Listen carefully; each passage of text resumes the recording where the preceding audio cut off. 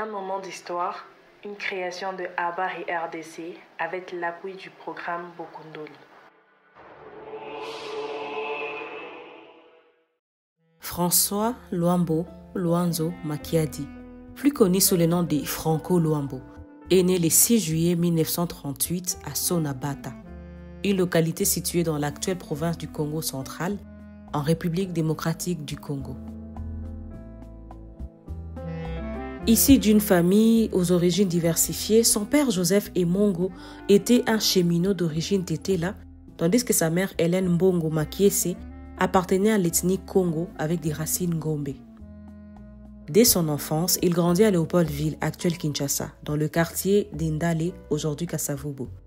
Il étudia à l'école primaire Léo II à Kitambo, mais fut rapidement contraint d'abandonner ses études en raison du décès de son père en 1949.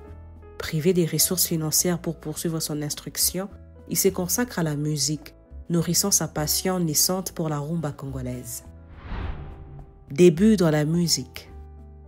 Inspiré par des figures emblématiques comme Joseph Kabasele et les Grands Calais, il commence par jouer de l'harmonica avant de s'intéresser à la guitare.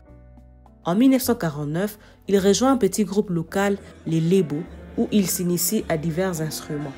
Sa mère, inquiète pour son avenir, obtient un emploi pour lui au sein du studio et maison des disques Ngoma, où il emballe des vinyles. C'est là qu'il apprend en autodidacte à jouer de la guitare, profitant du moment où les musiciens terminent leur session d'enregistrement. Sa grande aptitude musicale est rapidement décelée par les professionnels du secteur.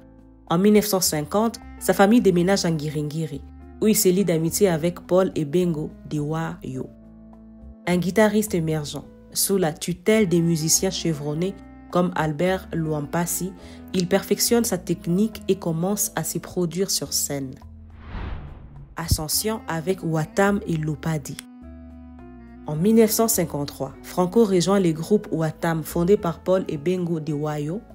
C'est à cette époque qu'il fait ses premiers enregistrements au studio Loningisa, où il impressionne Basile Papadimitriou, un producteur grec qui lui offre un contrat de 10 ans. Il reçoit une guitare de grande taille surnommée Libaku Yanguma, la tête du boa, qui deviendra son instrument de prédilection. En 1954, il rejoint l'Opadi, l'Oningisa de Papa Dimitriou, dirigé par Henri Bouane, qui lui donne le surnom de Franco, désormais son nom de scène. Il commence à composer ses propres morceaux et enregistre ce premier titre solo en 1955. Son style de jeu novateur, mêlant rumba et influences traditionnelles congolaises, lui vaut une reconnaissance immédiate. L'apogée avec Loke Jazz.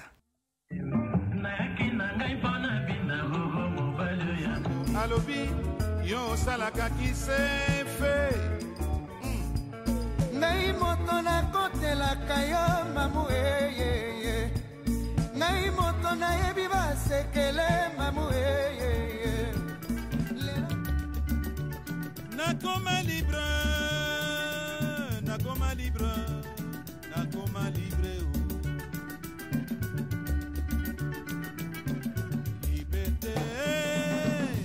Le 6 juin 1956, Franco cofonde l'orchestre OK Jazz avec Jean-Serge Essou.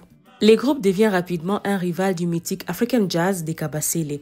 Leur premier succès, On entre OK, on sort KO, sort en décembre 1956 et devient leur devise emblématique.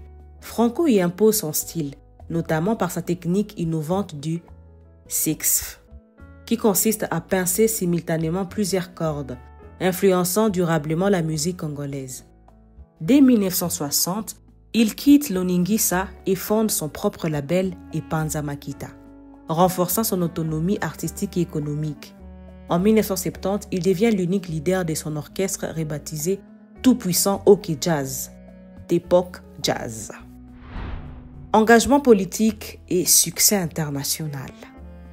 Franco se rapproche progressivement du pouvoir politique en place.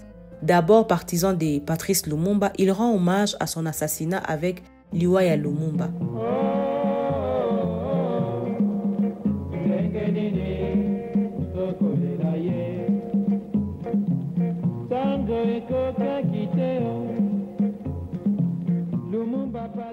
Mais sous le règne de Mobutu, il adapte son discours et compose des morceaux en faveur du régime, notamment Candidat na biso Mobutu en 1984.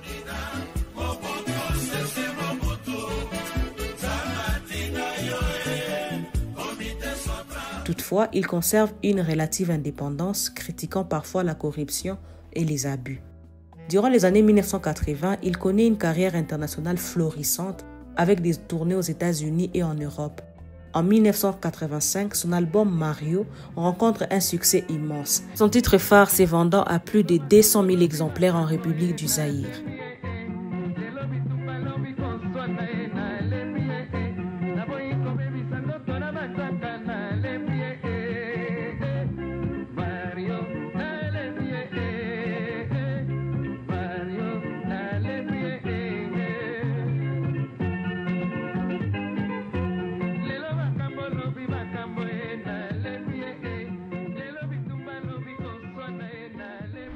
Maladie et décès. En 1987, Franco sort Attention à Sida, un titre de sensibilisation contre le sida.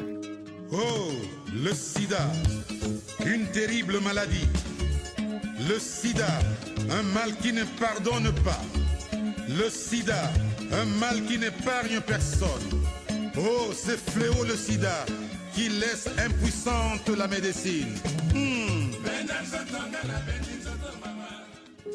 Mais dès l'année suivante, tout bascule. Sa santé décline. Perte des mémoires, douleurs, mal des reins. Il n'en pouvait plus de supporter les mal qui le rongeaient de l'intérieur. De nombreux médecins vont courir à son chevet sans jamais poser un diagnostic convenable. De plus en plus épuisé, il perd du poids. Sa masse s'est rétrécie et ses supporters sont gagnés par le doute. Des cliniques en cliniques, des spécialistes en spécialistes, Luambo traîne sa maladie sans trouver le moindre répit. Certains parlent d'un cancer des os, d'autres d'une insuffisance rénale. Les plus radicaux n'y vont pas par 4 chemins. Franco est atteint du sida. Et dans la nuit du 12 octobre 1989, Franco Luambo n'en peut plus de lutter. Il décède d'un amour en Belgique. Mobutu décréta 4 jours de deuil national et son corps fut rapatrié à Kinshasa où il repose au cimetière de la Gombe. Franco laisse derrière lui un catalogue impressionnant de plus de 1000 chansons et 150 albums. Son influence sur la musique africaine est immense, popularisant la rumba congolaise et inspirant des générations de musiciens. Son orchestre T-Pok Jazz, tout puissant hockey jazz, demeure une référence incontournable dans l'histoire musicale du continent. Son œuvre continue d'être rééditée et sa contribution à la musique congolaise reste inestimable. Un monument lui est d'ailleurs dédié à Kinshasa en hommage à son génie musical.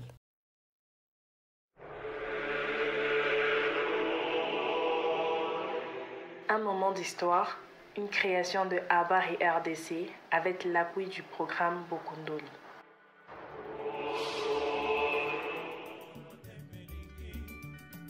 Mama, mama.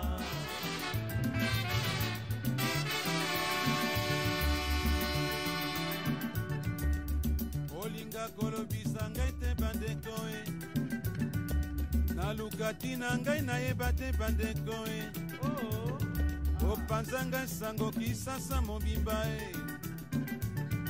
olingaka kutu nde koboma ngai nakoma libre nakoma libre nakoma libre liberté liberté nalingi natikala libre nasala oyo motembelingi mama mama